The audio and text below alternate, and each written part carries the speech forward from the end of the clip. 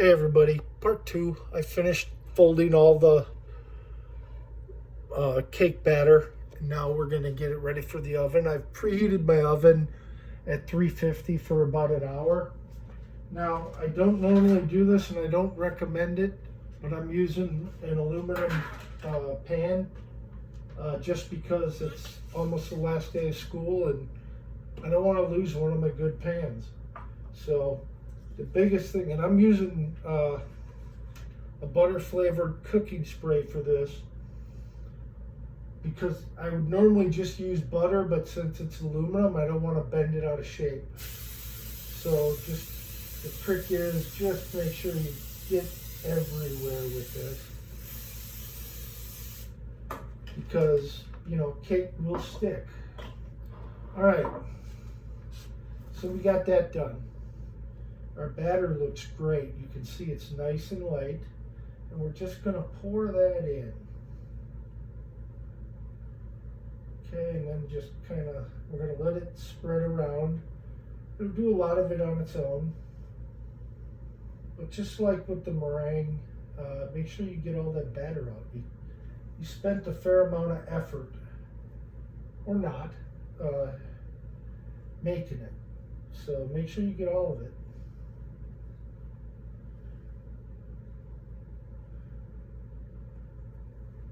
Or as much as you possibly can.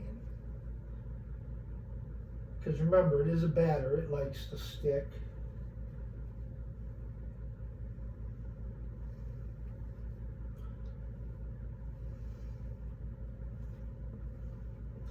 Yeah, this is always the tedious part of baking. Getting it to this point and getting it done.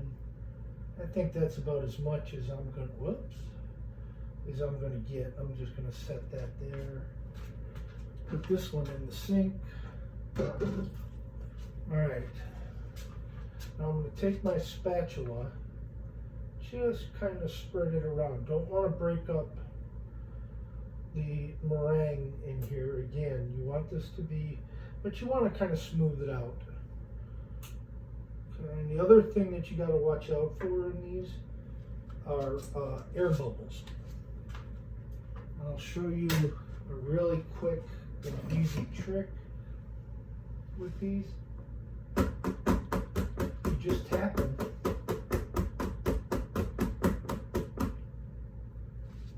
You can get a lot of those air bubbles out. Now, there it is.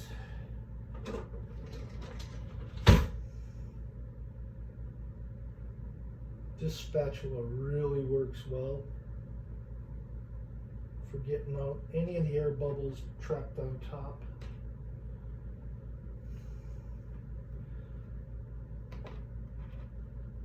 You don't want too many bubbles if you can help it.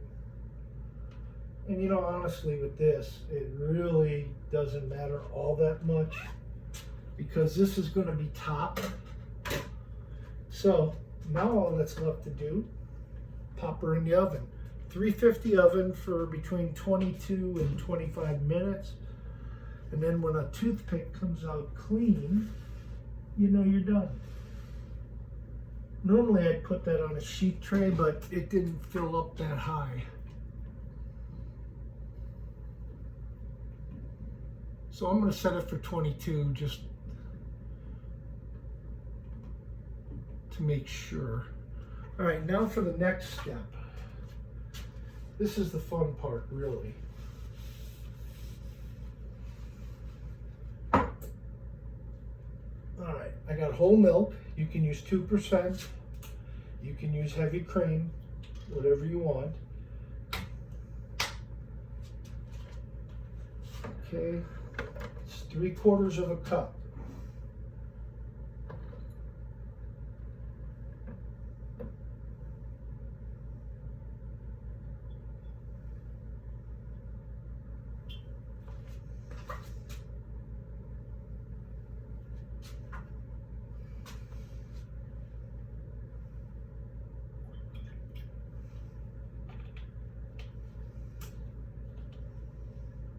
right, that'll go back in the fridge. Now, the other two things you need are sweetened condensed milk and evaporated milk. All right, now I will say this, they got to be shaken well.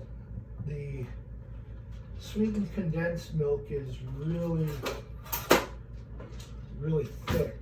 It's got this caramel flavor that really gives Tres Leches its kick, so to speak.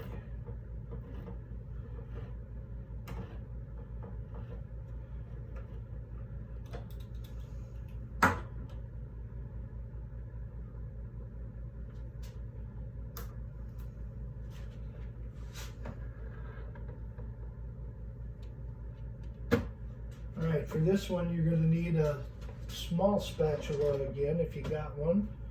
I do. Because this doesn't always come out all the way, but all you do is you pour it in, let as much as you can run out.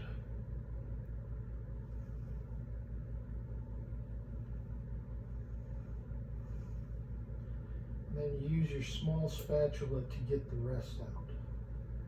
So your three milks here are sweetened condensed milk. I'm using whole milk. Like I said, you can use whatever milk you want, whatever you have.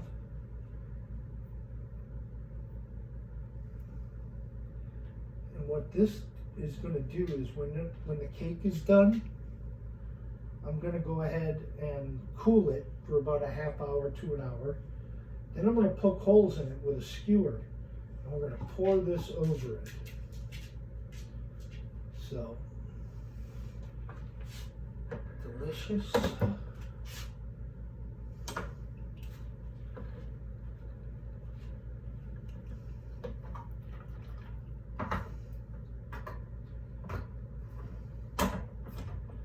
And after that, I'm going to let it sit in the fridge for 3-4 hours until it completely cools and all of this milk soaks in, which is absolutely necessary for Tres Leches.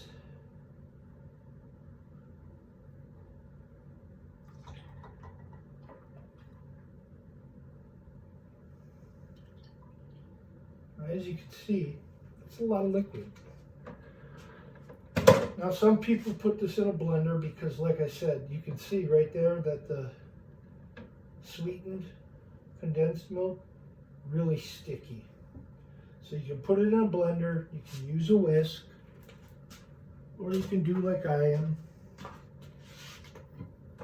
I'm gonna use my handy little stick blender again, if I can get it plugged in. Because you want this to pour easy.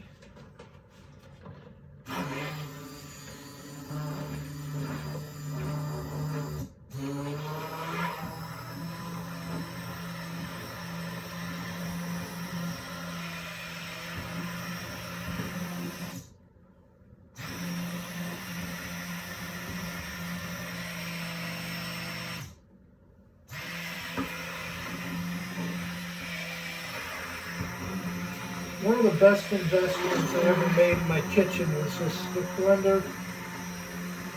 So if you got an extra 18 bucks, I recommend you get one. I got one last year for my in-laws, and it's one of those super fancy ones, and my stepfather loves them. So this I'm just going to set aside. You can set it in the fridge or just leave it out. Doesn't really matter. And then you just wait for your cake to get done. And then I'll show you how to do the holes and cover it, and then we're going to put it in the fridge.